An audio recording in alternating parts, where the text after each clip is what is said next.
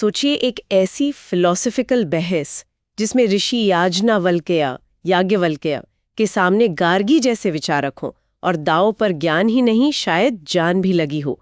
ये कहानी बृहदारण्यक उपनिषद में मिलती है। हाँ, और ये कहानी एक बड़ा सवाल खड़ा करती है कि हम ऐसे प्राचीन ग्रंथों से जो धर्म और रस्मों रिवाजों से भरे हैं, असली इतिहास कैसे निकालें। बिल्कुल, और यही चुनौती है उस दौर को समझने की जिसके बारे में हम आज बात कर रहे हैं, रफली 2000 BCE से 600 BCE का समय। सही का, ये भारतीय उपमहाद्वीप में बड़े सांस्कृतिक बदलावों का दौर था। आज हम उपिंदर सिंह की किताब history of ancient and early medieval India के चैप्टर 5 पर चर्चा कर रहे हैं। कोशिश ये है कि हम वैदिक टेक्स्ट्स यानी वेद जैसी साहित्यिक जानकारी और आर्कियोलॉजी यानी पुरातात्विक साक्ष्य से मिले सबूतों के बीच एक बैलेंस बना सकें। क्योंकि अक्सर होता यह है कि टेक्स्ट्स को ज्यादा इंपॉर्टेंस मिल जाती है ना, और फोकस नॉर्थ वेस्ट इंडिया पर चला जाता है। हाँ बिल्कुल, जबकि हमें पूरे सबकॉन्टिनेंट को देखने की जरूरत है।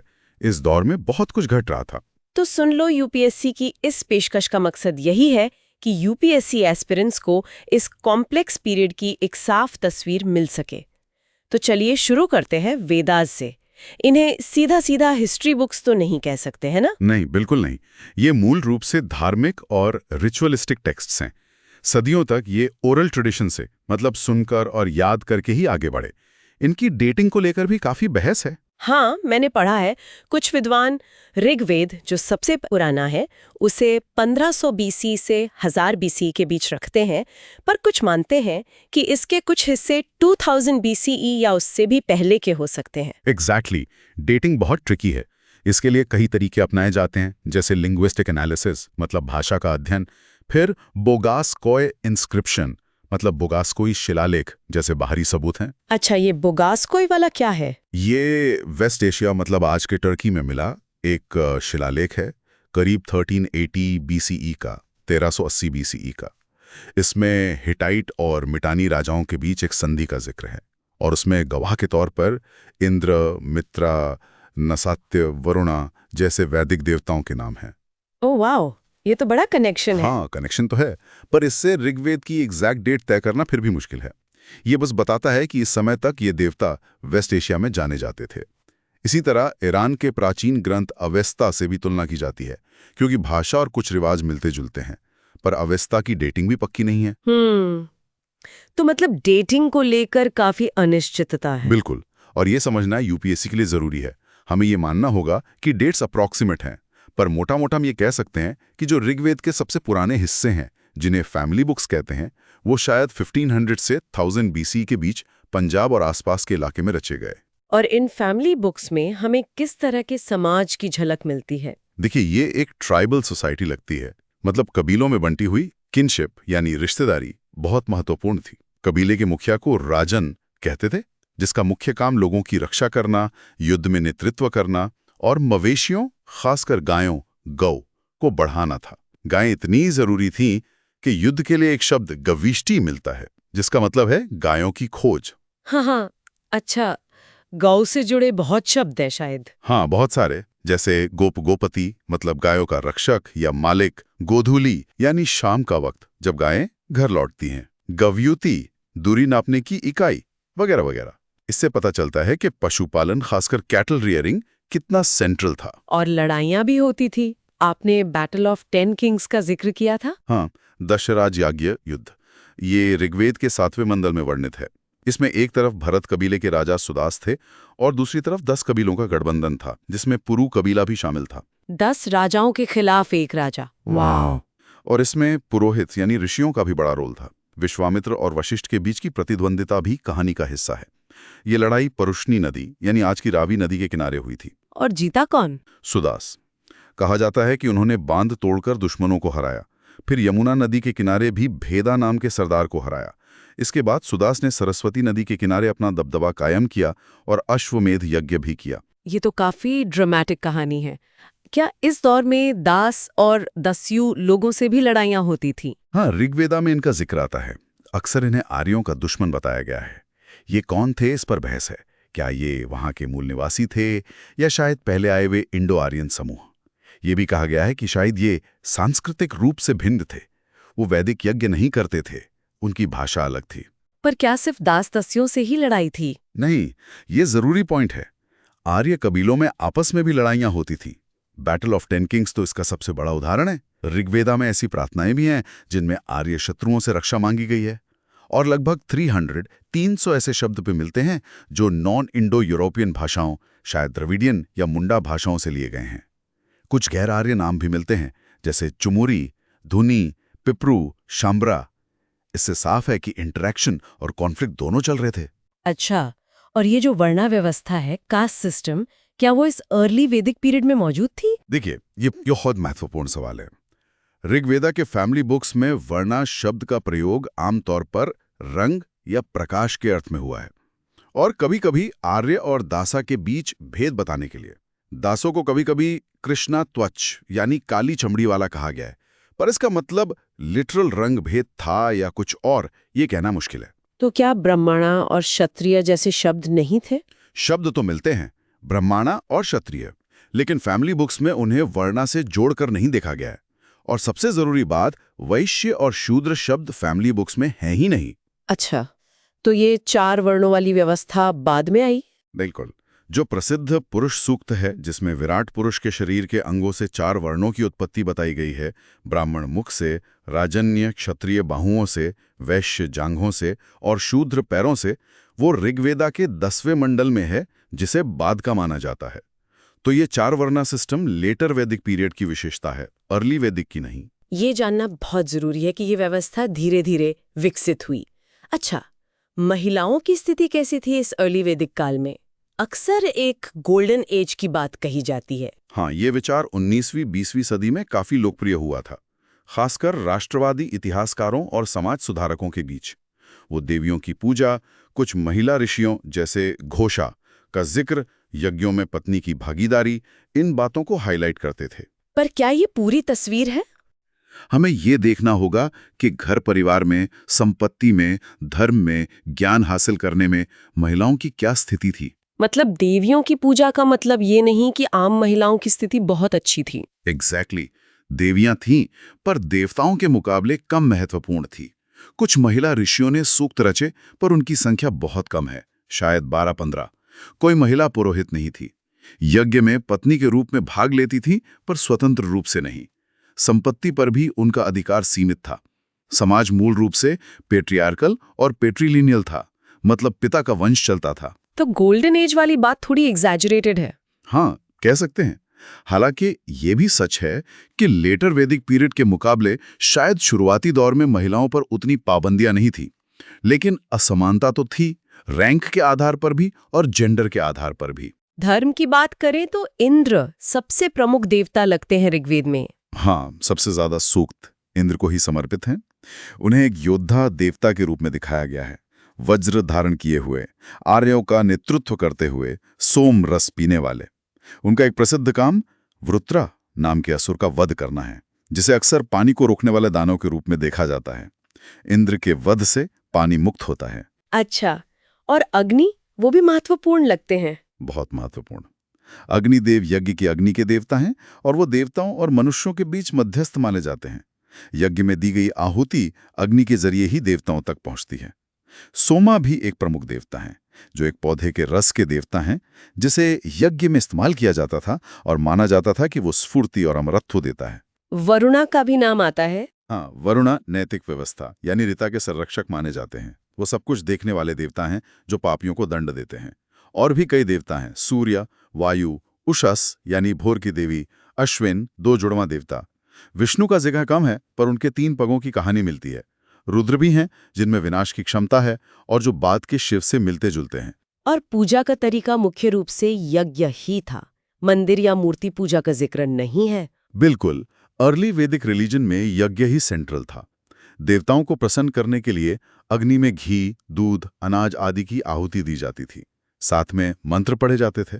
पशु बलि का भी जिक्र है, पर मंदिर या मूर्ति पूजा का कोई प्रमाण अर्ली वैदिक पीरियड में नहीं मिलता। ये बाद के हिंदुइज्म की विशेषताएं हैं। ठीक है, तो ये तो हुई अर्ली वैदिक पीरियड की बात, जो मोटे तौर पर 1500 से 1000 BCE तक चला। अब आते हैं लेटर वैदिक पीरियड पर, यानी लगभग 1000 BCE से 600 BCE। हाँ, ये दौर कई मायनों में अलग है। सबसे बड़ा बदलाव है भौगोलिक विस्तार। अब वैदिक संस्कृति का केंद्र पंजाब से हटकर पूर्व की ओर कुरु पंचाल क्षेत्र यानी आज के पश्चिमी उत्तर प्रदेश और दिल्ली के आसपास आ गया है। और इस दौर के स्रोत क्या हैं? ऋग्वेदा के बाद के मंडल 1, 8, 9, 10 और फिर बाकी के 3 वेद सामवेदा, यजुर्वेदा, अथर्ववेदा। इनके अलावा ब्राह्मणास जो वेदों की व्याख्याएं हैं, आरण्यकास यानी वन ग्रंथ और उपनिषद्स जिनमें फिलोसॉफिकल चिंतन है। बाद में शौता सूत्र और गृह सूत्र भी आते हैं जिनमें यज्ञों और घरेलू रस्मों के नियम हैं। इस लेटर वैदिक काल में जीवन शैली में क्या बदलाव आए? आपने कहा कृषि ज्यादा महत्वपूर्ण हो गई। हाँ बिल्कुल, अब लोग ज्यादा स्थायी रूप से बसने लगे थे। खेती का महत्व बहुत बढ़ गया। जौ के अलावा गेहूं, गोधूम और चावल, व्रीहि भी उड़ाए जाने लगे। खेती के कई कामों का जिक्र मिलता है। अथर्ववेद में तो खेती को कीड़ों और सूखे से बचाने के लिए मंत्र भी हैं। और इस समय आयरन का इस्तेमाल शुरू हुआ है ना? ये बहुत बड़ा डेवलपमेंट है। लेटर वैदिक टेक्स्ट में ही हमें लोहे के शुरुआती साहित्यिक प्रमाण मिलते हैं, जैसे कृष्णा अयस या श्यामा अयस शब्द आते हैं जिनका मतलब लोहा माना जाता है। क्या खेती में लोहे के इस्तेमाल का जिक्र है? हाँ, कुछ संकेत मिलते हैं। जैसे तैत्तिरीय संहिता में भारी हलों का जिक्र है जिन्हें 6 या 12 बैल खींचते थे। शायद ये लोहे के फाल वाले हल हों। अथर्ववेद में लोहार द्वारा बनाए गए हल के फाल से बने ताबीज का जिक्र है। ये भी शायद लोहा ही है। शतपथा ब्राह्मण तो लोहे को आम लोगों यानी प्रजा से जोड़ता है। तो हम कह सकते हैं कि 1000 BC के आसपास से गंगा घाटी में खेती में लोहे का इस्तेमाल शुरू हो गया था। हाँ, मोटा मोटा यही समय लगता है। और बाद के बुद्धिस्ट टेक्स्ट में तो लोहे के औजारों का जिक्र और भी ज्यादा मिलता है। तो ये तकनीक धीरे धीरे फैल रही थी। अच्छा, और समाज में क्या बदलाव आ रहे थे? कबीलाई व्यवस्था से क्या अब राज्य बनने लगे थे? बिल्कुल, अब धीरे धीरे कबीले मिलकर बड़े राजनीतिक इकाइयां बना रहे थे। जैसे पुरु और भारत मिलकर कुरु बन गए, तुर्वश और कृवि मिलकर पंचाल बन गए। ये टेरिटोरियल स्टेट्स यानी राज्यों की शुरुआत थी जो आगे चलकर 6ठी सदी BCE में महाजनपदों के रूप में विकसित हुए। तो राजन की शक्ति भी बढ़ी होगी। हाँ, अब राजन सिर्फ कबीले का मुखिया नहीं रहा बल्कि एक टेरिटरी का शासक बनने लगा। हेरिडिटरी किंगशिप यानी वंशानुगत राजतंत्र भी उभर रहा था। राजा की स्थिति को ऊंचा उठाने के लिए बड़े बड़े यज्ञ किए जाने लगे, जैसे राजसूय, वाजपेय और अश्वमेध। इन यज्ञों से राजा की शक्ति और लेजिटिमेसी बढ़ती थी। इन यज्ञों के बारे में थोड़ा और बताइए। ये अश्वमेध तो काफी सुना है। हाँ, अश्वमेध यज्ञ राजा की पॉलिटिकल सुप्रेमेसी मतलब राजनीतिक प्रभुत्व स्थापित करने के लिए किया जाता था। इसमें एक घोड़े को स्वतंत्र छोड़ दिया जाता था और वो जिन इलाकों से गुजरता था वो राजा के अधीन माने जाते थे। अगर कोई घोड़े को रोकता था तो उसे राजा से युद्ध करना पड़ता था। साल भर बाद घोड़े को वापस लाकर उसकी बलि दी जाती थी। इसमें फर्टिलिटी राइट्स भी शामिल थे। और राजसूय? राजासूय राजा के राज्याभिषेक का मुख्य अनुष्ठान था। इसमें कई तरह की रस्में होती थीं, जैसे राजा का प्रतीकात्मक पुनर्जन्म, एक प्रतीकात्मक गायों का छापा मारना और पासे का खेल जिसमें राजा की जीत तय होती थी। ये सब राजा को समाज और ब्रह्मांड के केंद्र में स्थापित करने के लिए था। वाजपेय यज्ञ शक्ति, समृद्धि और प्रजनन क्षमता से जुड़ा था। इसमें एक प्रतीकात्मक रथ दौड़ भी होती थी जिसमें राजा को जिताया जाता था। मतलब इन यज्ञों के जरिए राजा को देवताओं के समान या उनसे जुड़ा हुआ दिखाया जाता था। हाँ, राजा और देवताओं के बीच एक क्लोज कनेक्शन दिखाया जाता था। शतापथा ब्रह्मणा में कहा गया है कि यज्ञों के द्वारा राजा प्रजापति यानी सृष्टि के रचयिता के समान बन जाता है। पर यह ध्यान रखना जरूरी है कि राजा को पूजा नहीं जाता था, बस उसकी स्थिति को बहुत ऊंचा उठाया जाता था। और इसी दौर में वर्णा व्यवस्था भी पक्की हो गई। हाँ, लेटर वैदिक टेक्स्ट्स में 4 फोल्ड वर्ण हायरार्की साफ तौर पे दिखती है। पुरुष सूक्त में इसका जिक्र है ही। अब ये 4 वर्ण ब्राह्मणा, क्षत्रिय, वैश्य और शूद्र जन्म पर आधारित माने जाने लगे। हर वर्ण के अपने काम, अधिकार और रिचुअल स्टेटस तय हो गए। ब्राह्मण और क्षत्रिय सबसे ऊपर थे। हाँ, आमतौर पर यही क्रम था। हालांकि कुछ ग्रंथों में कभी कभी क्षत्रिय को पहले भी रखा गया है। ब्राह्मणों का काम यज्ञ करना, पढ़ना पढ़ाना था। क्षत्रियों का काम शासन करना और युद्ध करना। वैश्यों का काम खेती, पशुपालन, व्यापार वगैरह था। और शूद्रों का काम ऊपर के 3 वर्णों की सेवा करना माना गया। शूद्रों की स्थिति काफी निम्न थी। हाँ, उन्हें वेद पढ़ने या यज्ञ करने का अधिकार नहीं था। ऐत्रेय ब्राह्मणा में तो यहाँ तक कहा गया है कि शूद्र को जब चाहे पीटा जा सकता है, यथा कामवध्या। ये बहुत दुखद है। क्या अनटचेबिलिटी के भी संकेत मिलते हैं? देखिए, आज जैसी अनटचेबिलिटी तो शायद नहीं थी, पर हाँ, कुछ समूहों जैसे चंडाल को बहुत नीची नज़र से देखा जाता था। छांदोग्य उपनिषद में बुरे कर्मों के फल के रूप में कुत्ते, सूअर या चांडाल के रूप में जन्म लेने की बात कही गई है। तो सामाजिक बहिष्कार के बीज पड़ चुके थे। इस बढ़ती हुई सामाजिक जटिलता और हायरार्की का महिलाओं की स्थिति पर क्या असर पड़ा? असर नकारात्मक ही हुआ। जैसे जैसे समाज ज्यादा स्ट्रैटिफाइड हुआ, राज्य बने, वैसे वैसे महिलाओं पर पाबंदियां बढ़ती गई। उन्हें वेद पढ़ने से रोका गया। यज्ञों में उनकी जरूरत पत्नी के रूप में थी, पर वो खुद यज्ञ नहीं कर सकती थी। संपत्ति में उनका अधिकार नहीं माना गया। शास्त्रों में उनके बारे में विरोधाभासी बातें भी मिलती हैं। हाँ, कहीं कहीं उनकी प्रशंसा भी है। जैसे शतपथा ब्राह्मणा कहता है कि पत्नी पति का आधा हिस्सा है। बृहदारण्य का उपनिषद में विद्वान बेटी पाने के लिए एक अनुष्ठान का जिक्र है, लेकिन ज्यादातर ग्रंथों में उन्हें पुरुषों के अधीन ही दिखाया गया है। उन्हें पुरुषों की तरह उपनयन संस्कार का अधिकार नहीं था। शतपथा ब्राह्मणा में तो एक जगह महिला की स्थिति, वर्ण चाहे जो भी हो, को शूद्र के समान बताया गया है कुछ रिचुअल मामलों में। बेटियों के जन्म को अच्छा नहीं माना जाता था। हाँ, ग्रंथों में बेटों की कामना ज्यादा दिखती है। ऐतरेय ब्राह्मणा कहता है कि बेटी दुख का कारण है, जबकि बेटा उद्धार करने वाला। पुंसवन जैसा संस्कार बेटे के जन्म के लिए किया जाता था। तो कुल मिलाकर लेटर वैदिक पीरियड में महिलाओं की स्थिति में गिरावट आई। अब आते हैं इस दौर के दर्शन यानी फिलॉसफी पर। उपनिषद इसी काल की देन है ना, ये ग्रंथ गुरु शिष्य के बीच संवाद के रूप में है। इनमें यज्ञों के कर्मकांड से हटकर ज्ञान यानी ज्ञान पर जोर दिया गया है। इनके मुख्य विचार क्या हैं? सबसे सेंट्रल कॉन्सेप्ट्स हैं आत्मन और ब्रह्मंड। आत्मन का मतलब है व्यक्ति के भीतर की आत्मा या स्व, जो असल में अमर और अपरिवर्तनशील है। ब्रह्मांड वो परम सत्य या अल्टीमेट रियलिटी है जो इस पूरे ब्रह्मांड का आधार है। उपनिषद का मूल संदेश है कि आत्मन और ब्रह्मांड असल में एक ही हैं।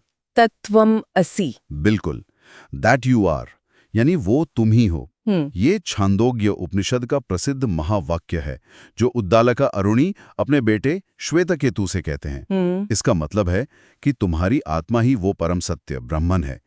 इसी तरह अहम ब्रह्मास्मि, यानी मैं ब्रह्म हूं। और ये ज्ञान क्यों जरूरी है? यानी मुक्ति का रास्ता है। मुक्ति किससे? संसार से, यानी जन्म मृत्यु के चक्र से। ये चक्र कर्मा के सिद्धांत से जुड़ा है। जैसे कर्म होंगे वैसा अगला जन्म मिलेगा। अज्ञान और इच्छाएं ही हमें इस चक्र में बांधे रखती हैं। जब व्यक्ति को आत्मन और ब्रह्मन की एकता का ज्ञान हो जाता है, तो वो इस चक्र से मुक्त हो जाता है। तो उपनिषद एक तरह से यज्ञों वाले कर्मकांड के खिलाफ थे। पूरी तरह खिलाफ कहना शायद ठीक ना हो। वो यज्ञों को पूरी तरह नकारते नहीं, बल्कि उनकी एक सिंबॉलिक या एलिगोरिकल व्याख्या करते हैं। वो कहते हैं कि सिर्फ रस्में करने से मोक्ष नहीं मिलेगा, असली चीज है ज्ञान। हाँ, ये जरूर है कि उपनिषदों में ज्ञान पर जोर कर्मकांड से ज्यादा है। कुछ उपनिषदों में क्षत्रिय राजाओं को ब्राह्मणों को ज्ञान देते हुए भी दिखाया गया है, जिससे लगता है कि शायद ज्ञान के क्षेत्र में ब्राह्मणों के वर्चस्व को कुछ चुनौती मिल रही थी। ये तो हुई ग्रंथों की बात, पर आम लोगों की मान्यताएं क्या थीं? क्या वो भी इन्हीं गहरी फिलॉसफिकल बातों में लगे थे? शायद नहीं। आम लोगों की चिंताओं और विश्वासों की झलक हमें अथर्ववेद में ज्यादा मिलती है। इसमें रोजमर्रा की जरूरतों जैसे अच्छी फसल, स्वास्थ्य, संतान प्राप्ति, प्यार पाना, दुश्मनों से बचाव के लिए मंत्र और टोटके दिए गए हैं। अच्छा, जैसे जादू टोने वाले मंत्र? हाँ, कह सकते हैं। इसमें बीमारियों को दूर भगाने, कीड़े मकोड़ों से फसल बचाने या किसी को अपने वश में करने के लिए मंत्र हैं। भाषा और शैली के हिसाब से ये वेद सबसे बात का है, पर इसमें जो मान्यताएं और प्रथाएं हैं वो शायद बहुत पुरानी हैं। इससे हमें एलीट वर्ग से अलग आम लोगों की दुनिया की एक झलक मिलती है। ये तो बहुत ही विस्तृत जानकारी मिली हमें वैदिक टेक्स्ट से। पर जैसा हमने शुरू में कहा था, सिर्फ टेक्स्ट्स पर निर्भर रहना काफी नहीं है। आर्कियोलॉजी, पुरातात्विक साक्ष्य क्या कहता है इस दौर के बारे में? ये दौर रफली 2000 से 500 BCE आर्कियोलॉजी के लिहाज से भी बहुत महत्वपूर्ण है। हड़प्पा सभ्यता के शहरी दौर के बाद पूरे उपमहाद्वीप में कई क्षेत्रीय संस्कृतियां पनप रही थी। तो नॉर्थ वेस्ट से शुरू करते हैं, जहां हड़प्पा सभ्यता का केंद्र था। वहां क्या हो रहा था?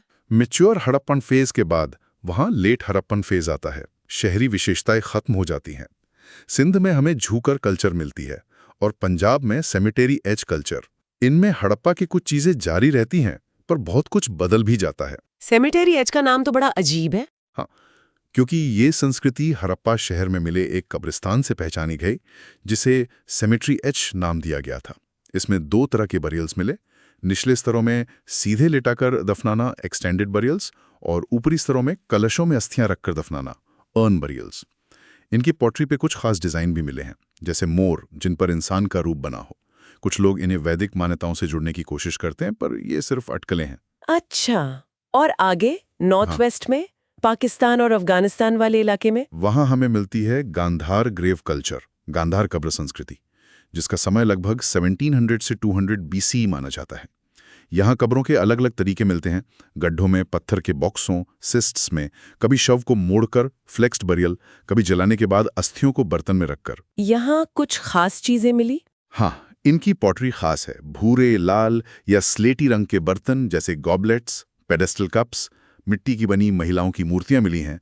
तांबे या कांसे की चीजें जैसे पिन। कैटललाई नाम की जगह पर तो घोड़ों को उनके मालिकों के साथ दफनाने के सबूत भी मिले हैं। और बाद के फेज में यहाँ आयरन, लोहा भी मिलने लगता है। घोड़ों को साथ दफनाना, ये तो सेंट्रल एशिया की संस्कृतियों से मिलता जुलता लगता है। हाँ, कुछ समानताएं हैं, और पॉटरी के आधार पर भी सेंट्रल एशिया से लिंक देखे गए हैं। ये इंडो आर्यन माइग्रेशन के सवाल से भी जुड़ता है, पर कोई सीधा निष्कर्ष निकालना मुश्किल है। कश्मीर में इस समय क्या था? और कश्मीर में नियोलिथिक फेज के बाद मेगालिथिक फेज आता है, जैसे बुर्जा होम और गुफक्रेल साइट्स पर। मेगालिथिक मतलब बड़े पत्थरों से जुड़े हुए। बुर्जा होम में मेनहिर्स यानी अकेले खड़े किए गए लंबे पत्थर मिले हैं। गुफक्रेल में भी ऐसे पत्थर और हैबिटेशन डिपॉजिट मिले हैं। पॉटरी में बदलाव आता है, पर पत्थर और हड्डी के औजार चलते रहते हैं, हालांकि कम हो जाते हैं। धातु की चीजें कम हैं। अनाज में चावल और बाजरा बाद में जुड़ते हैं। यहाँ भी आयरन, लोहा मिलने की रिपोर्ट है। और उत्तराखंड के पहाड़ों में अल्मोड़ा जैसे इलाकों में भी मेगालिथिक बरियल्स मिले हैं। डॉलमेन्स, कर्न्स, मेनहिर्स, सिस्ट। यहाँ भी कब्रों के साथ बर्तन और घोड़ों को दफनाने के प्रमाण मिले हैं। अब आते हैं गंगा के मैदान की तरफ। इंडो गैंजेटिक डिवाइड, अपर गंगा वैली, दोआब वाला इलाका, यहाँ क्या चल रहा था? यहाँ भी लेट हड़प्पन फेस के साइट्स मिलते हैं, जैसे संघोल, दधेरी, बनावली, आलमगीरपुर, हुलास, भरगांव। ये बस्तियां आमतौर पर छोटी थीं। मिट्टी के घर, कहीं कहीं कच्ची ईंटें, अनाज रखने के गड्ढे, भट्टियां मिली हैं। खेती कैसी थी? काफी उन्नत और विविध। जैसे संघोल और हुलास से गेहूं, जौ, ज्वार, बाजरा, कई तरह की दालें, मटर, तिलहन जैसे अलसी, तिल, कपास, और यहाँ तक कि अंगूर, नींबू जैसे फलों के अवशेष मिले हैं। हुलास में चावल के छिलके भी पॉटरी में मिले हैं। मतलब एग्रीकल्चर काफी वेल एस्टैब्लिश्ड था। हाल ही में सनौली में एक कब्रिस्तान मिला है, वो भी इसी दौर का है ना? हाँ, सनौली बहुत महत्वपूर्ण साइट है।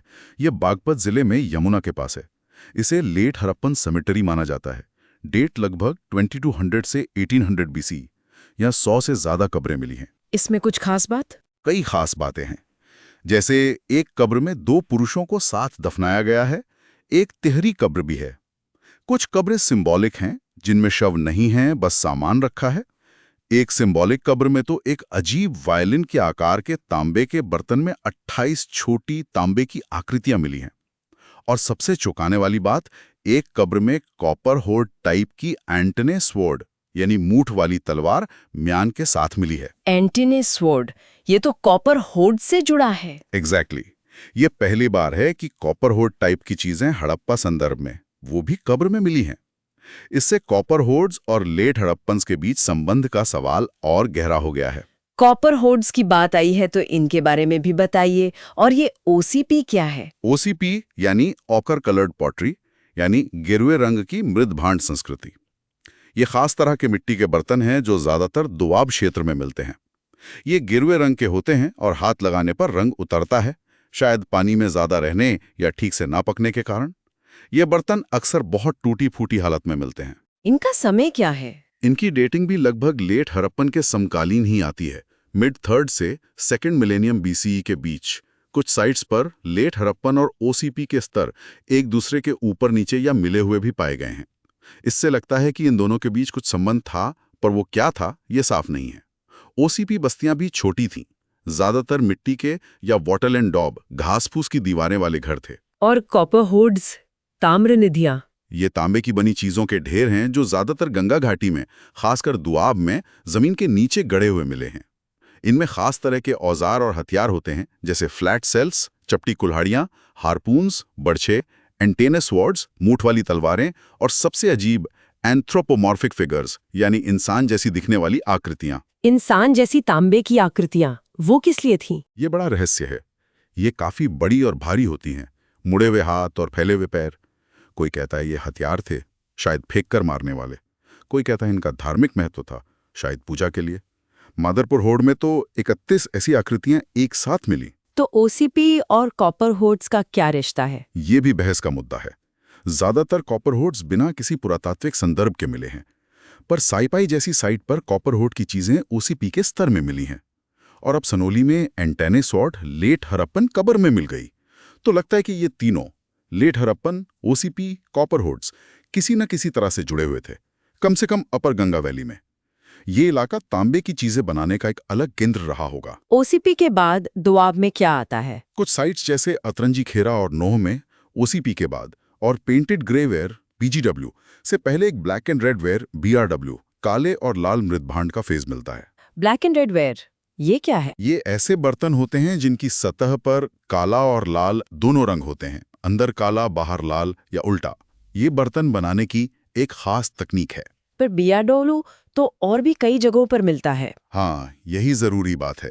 बीआरडब्ल्यू पॉटरी भारत में बहुत लंबे समय तक और बहुत बड़े इलाके में मिलती रही है, नियोलिथिक काल से लेकर अर्ली हिस्टोरिकल पीरियड तक, साउथ इंडिया के मेगालिथ्स में भी।